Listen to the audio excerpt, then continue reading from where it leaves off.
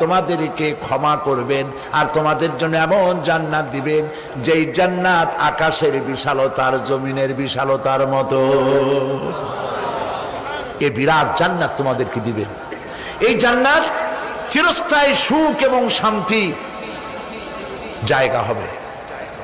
মাসালুল জান্নাতিল্লাতী উইদাল মুত্তাকুন ফিহা আনহারুম মিন মাইন গায়রি আসিনিন ওয়া আনহারুম মিন লাবানিন লাম ইয়াতাগায়্যার তা'আমুহু।